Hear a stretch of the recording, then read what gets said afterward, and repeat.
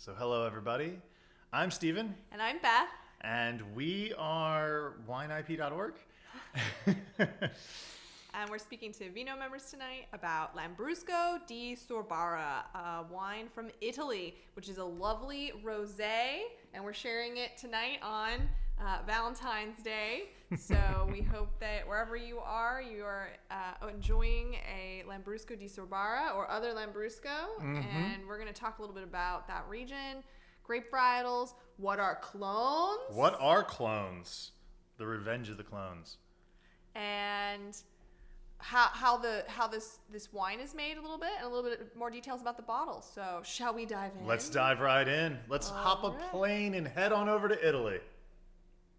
All right. So our usual opening slide, where in the world are we? We are going to Italy. What is one of our favorite things about Italy? Everywhere is a vineyard in Italy. This place is, just look at the map. All the colors represent winemaking regions. This whole place is a winemaking region. We're going to be going to Emilia-Romagna, which isn't necessarily the first one that comes to mind when you think of fine wines. You might think of Tuscany, Piemonte, Sicily. These are some of maybe the ones that first come to mind. But Emilia-Romagna is where you will find Lambrusco di Sorbara, which is a really, really beautiful wine. It has a wonderful nose, great acidity, and is one of our. I realized we've gone back to it repeatedly. I looked at a list of Lambrusco di Sorbara to try, and I'm like, we've tried a lot of those. We have. Well, and I think it comes down to, and I'm sure we're going to touch on it throughout the event tonight, but Lambrusco has such a bad reputation. Unfortunately. And so when we explore these wines that are delicious, one, they're a great value oftentimes, because once we get them over here in the United States, producers or, distributors need to be able to sell them. So they are designed for an American palate most of the time. So this region, Emilia-Romagna, is actually a fairly fertile area. And if you remember from previous discussions, some of the best winemaking regions in the world, they're actually not often very fertile. They're kind of dry, and the grapes really struggle. And that's one of the things that can make beautiful wines. But here it's a more fertile area, famous for cheese and food in Italy. There's also some manufacturing going on in this region. Oh yeah, it's down. Okay, here we go. But just a little overview on the wine in Italy. Just like in France, we have classification system, and most countries have based their classification system off of the French system. But here we have 4 levels that you might want to keep an eye on. And the first is Vin di Tavola, so that's your table wine. Very little regulation going on there. IGT, Indicazione Geografica Tipica, but you're going to see IGT and this is actually where the Super Tuscans live. If you're familiar with Super Tuscans, a lot of them decided to go with IGT because the next level is DOC and DOCG, and these have more strict requirements. So one of the fun things about DOC and DOCG is that DOCG is just, not only is it controlled, it's also guaranteed. So that's in the name. But you'll see on the label of wine, they'll have some special stickers on there indicating the DOC and DOCG. This means that this wine is typical to the place. A lot of paperwork. But you're gonna know what you're expecting here. And so Lambrusco di Sorbara is gonna live in the DOC level. DOCG is the highest level, and that's where you're gonna find your Barolos, et cetera, et cetera. So is there a DOCG of Lambrusco di Sorbara? Right, like there isn't, right? There is not. Right, and so why is it a DOC versus, like, why don't they have a DOCG? So, as you say, paperwork applying for this, there's actually relatively few of the regions are going to get DOCG status. It's kind of the creme de la creme. It's what the Italian wine councils believe is, some of the most important representative wines. And as you mentioned, unfortunately, I think Lambrusco di Sorbara is recovering from the 80s and 90s when so sweet Lambrusco was coming into the country. A lot of it was not falling in the DOC category. It was the Vin di Tavola, and so people could just do whatever they wanted, and it was very popular for a while, but then, as with many things that are fads, kind of lost its favor. So maybe there will be a day soon when this one gets elevated. We'll see. This is in the sort of the northeast part of the country. You can see it a little better here than on the other map. So this is a beautiful cartoon of the Lambrusco grape, which is the grape that we're going to be drinking tonight. And we're going to talk a little bit about the different clones of Lambrusco later. This is just another map to give you an idea of zeroing in more where we are. We are just north of Medina, which is in the Medina sub-region of Emilia-Romagna. So, if we're flying in, we're probably flying in to Rome or something, and then we're taking a little hopper plane to Bologna, and then we're driving up. Trains are really efficient over there. Yeah, so the Lambrusco grape. Which is what we're drinking tonight. Yeah, so the Lambrusco grape. Oh, and this links into one comment that I did want to make earlier, and that's that not only is all of Italy a vineyard, Italy, just as we talked about last time with Spain, is very much a place where they grow their indigenous varietals. They're all about Italian varietals. You will see Merlot, you will see Cabernet Sauvignon, but you'll see just hundreds of Italian varietals, and this is one of the many there. And you will also sometimes see it known by its clone names. So Lambrusco di Sorbara is a clone name of Lambrusco, but it's all falling under Lambrusco. And these are a few tasting notes you might get with Lambrusco to keep in mind. Lambrusco Salamino is another big one. This wine we're drinking tonight is 100% Lambrusco di Sorbara. Yeah, well, one of the things when you had the slide up about like the DOCGs, I saw that, DOCGs are in the Chianti region of Tuscany. That's the Sangiovese grape, right? We're talking about the Nebbiolo grape, right? Coming out of the north, right? Out of those regions in the Piemonte, right? And so they really do celebrate, and they want their highest quality grapes, that DOCG, to be their indigenous grape varietals. It's pretty neat, Yeah, and it just gives a whole world to explore. It's really exciting. All right. So the word clone a lot, Stephen. What is a clone? What is a clone, right? So I have spent a lot of time, because there's the difference between clones, crosses, mutations, and hybrids. And it's like, what does it all mean? And so I did a deep dive today to figure out what's the best way to represent this, right? And a clone is something that shares the DNA, right? It's a very slight differentiation, but it's still like classified as the species, right? So Lambrusco, but with like a slight variation, but it still shows the same DNA. But these different clones have quantifiable yield, ripening time, disease resistance, and flavor and aroma differences.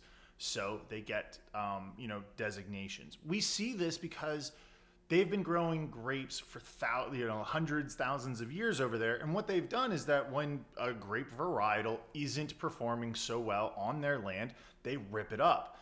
And grapevines are reproduced asexually, right? So they take a clipping from a vine that's doing really well, and then they put it onto rootstock and then plant it, right? So what we're doing is we are keeping the good, DNA strands in the specific region and getting rid of the ones that aren't as effective, right? And so that's what a wine clone is, and it just happens gradually over time historically.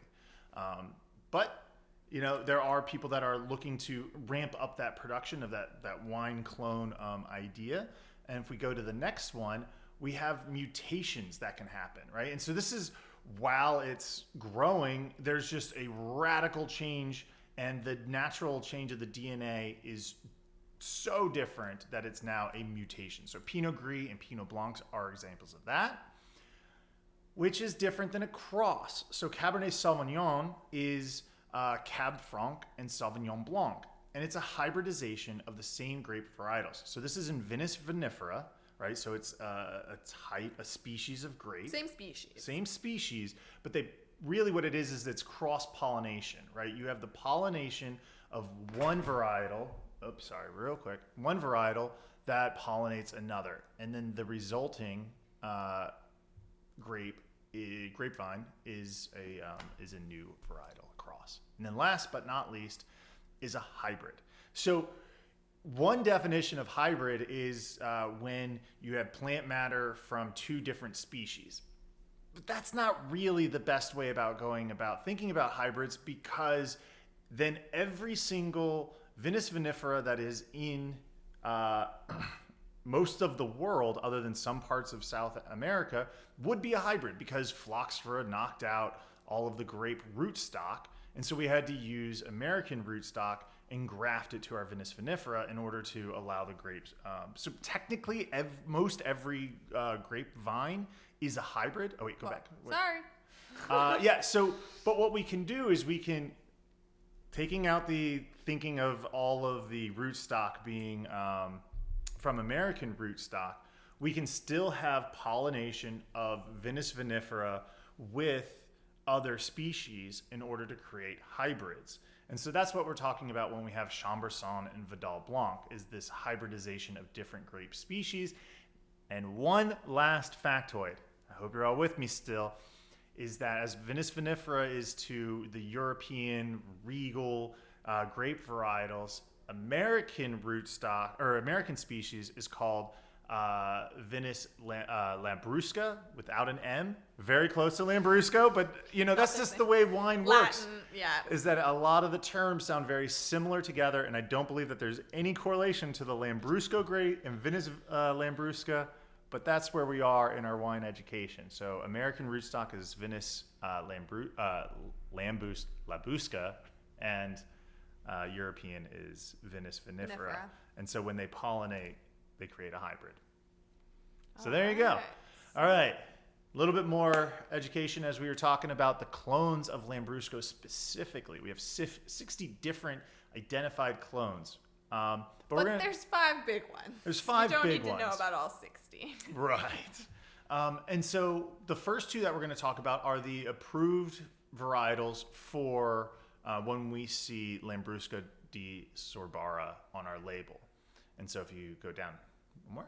So what these are is the kind of the attributes that these specific clones have that differentiate themselves from the other types, right? So our Sorbara is bringing a delicate and elegant style, bright acidity and floral aromas. But we can see that if we blend it with Salamino, we can get a little bit of more floral notes, a little bit of red fruits. But then there's really the body and acid component.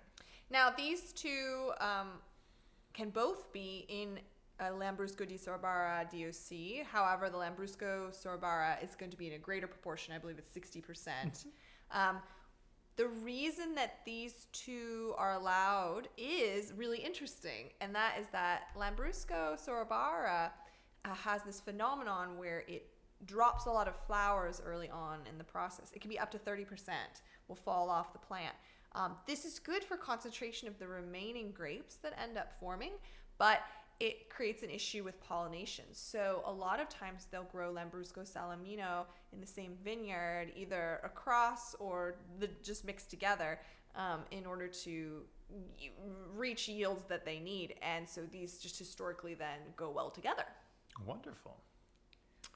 And so the completion of the other 3 varietals that are on here, we can see that they have this balance between aromatics and fruit flavors, as well as variations between body and acid, right?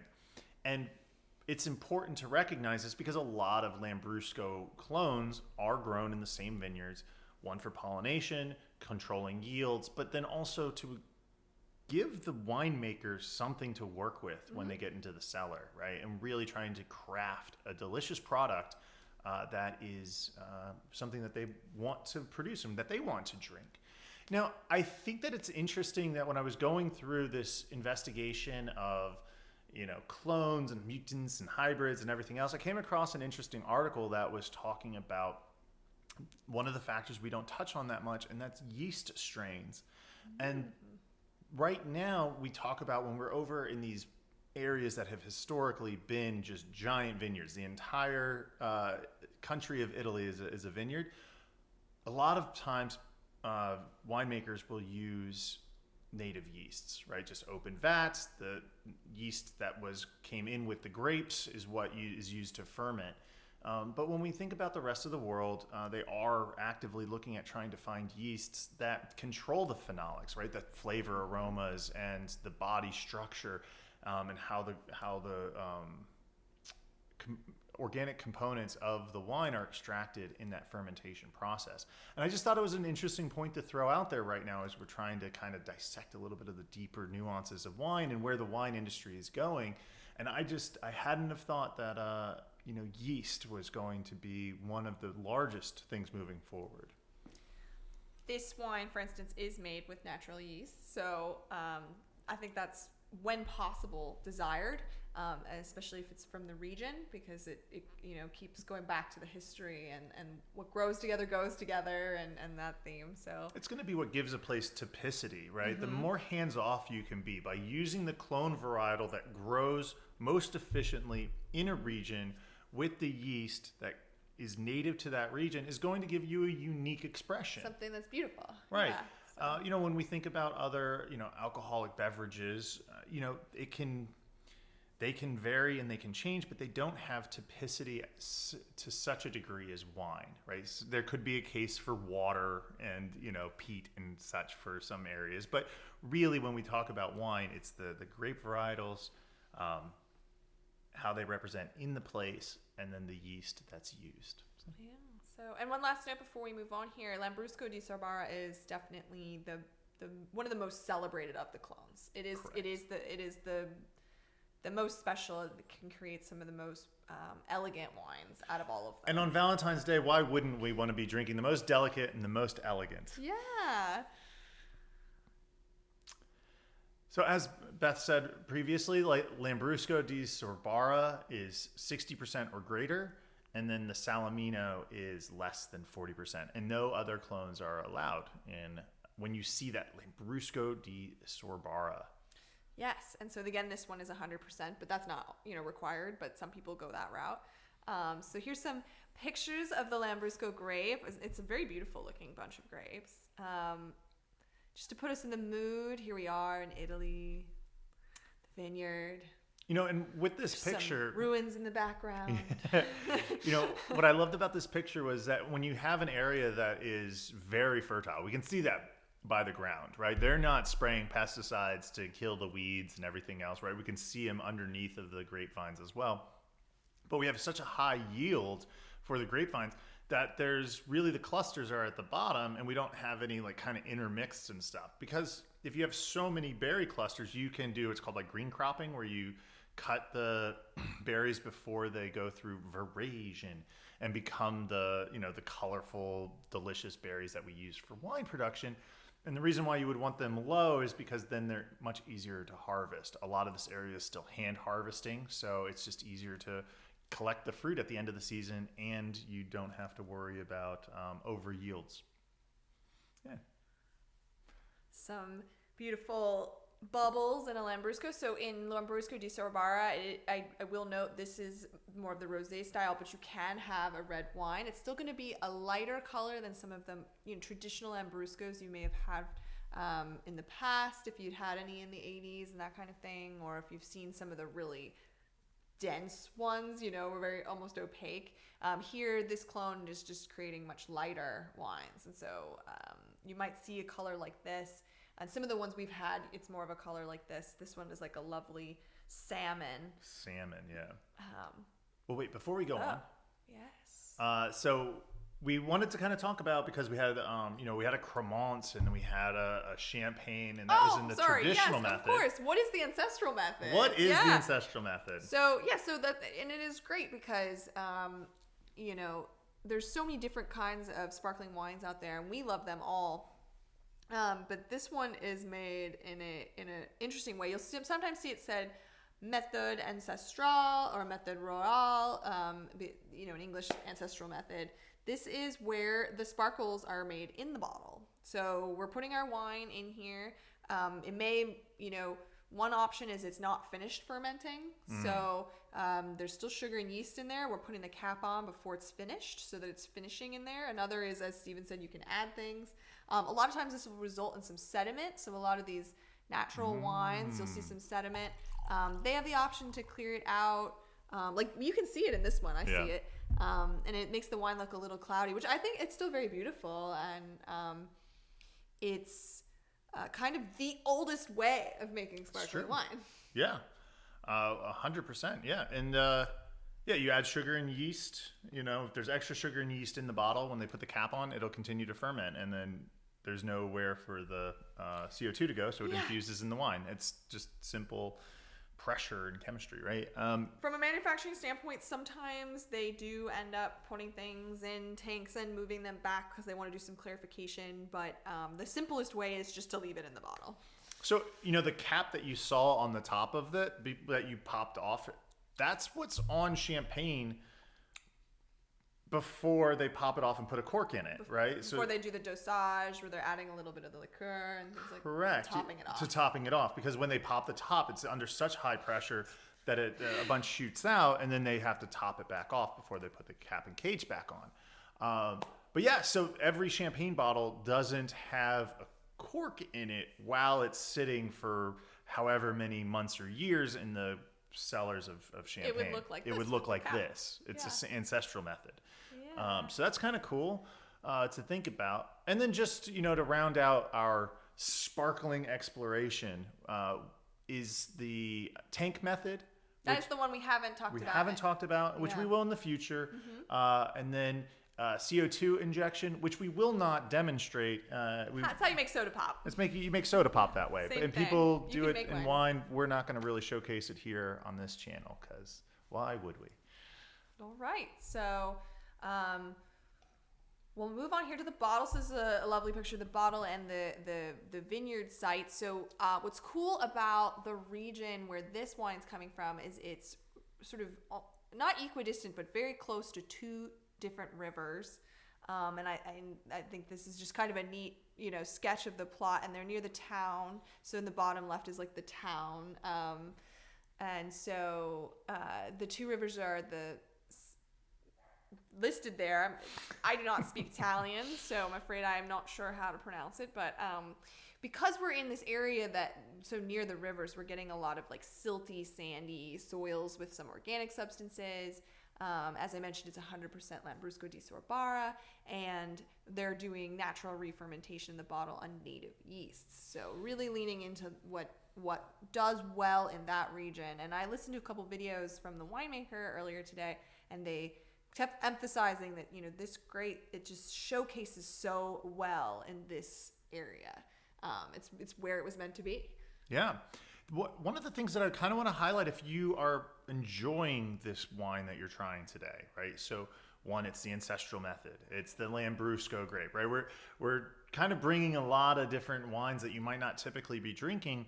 And then there's also the sediment at the bottom that you can see. And as soon as you pop the top, it shoots around and swirls. That's all safe to drink, right? Those are just the dead yeast cells. It's perfectly fine. You also don't have to if you want to leave it at the bottom.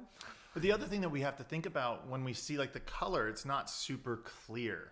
And there's a lot of winemakers that are in this natural wine and just high production value that want consumers to lean more towards accepting wines that aren't crystal clear, because you're stripping away, in their opinion, the organic material that provides so much depth of flavor and body and textural experience when you drink filter it. If you filter it, if you filter it, it all comes out, right? So you can't just have the clear wine and then you lose something. It's a trade-off, right? Do you want something that's crystal clear, or do you want something that has more all of the original flavor? So it's an interesting thing that if you're going after a place with terroir and typicity and, you know, this originality to a place, but then you want it to be crystal clear, it's a difficult balance to find. And so just as we, you know, can make a plug wherever we can, it's, you know, just be more accepting of places that are not crystal clear of their wine, and it's not going to hurt you. Yeah, you might enjoy it. So it's at least different. Yeah. And then this, as they do say, what grows together goes together. So this is going to pair well with a lot of hearty Italian food. If you're a meat eater, any cured meats and like hard cheeses. If you're not a meat eater, cheese pizza was great. Cheese pizza was really great. You know, it was interesting because we had the conversation a little bit about, like, you know, what would we... Sure, pepperoni pizza would have been awesome. Well, I think any cured meat is going to be really nice because I think it's going to pull out those organic kind of flavors and phenolics. I do think because a lot of Lambrusco di Sorbara says rhubarb as a tasting Rhubarb? note. I think if you were to make a rhubarb dish that was Not very too sweet. not too sweet and just very clean, just so that way you could see, could I pick out the. I use it as a tasting note frequently, but I don't actually know if I know what it tastes or smell like. But I know. You remember if you had remember something it, with yeah. rhubarb, you would know. Exactly. Well, thank you so much. Happy Valentine's Day. Yes, indeed. And thank you for joining us today. We have One more. One more. And then we're going to take maybe a month break, and then we'll figure it out from there. So next time we'll be talking about Oregon Pinot Noir. We hope you can join us. Until then, take care and see you on the forums. Cheers.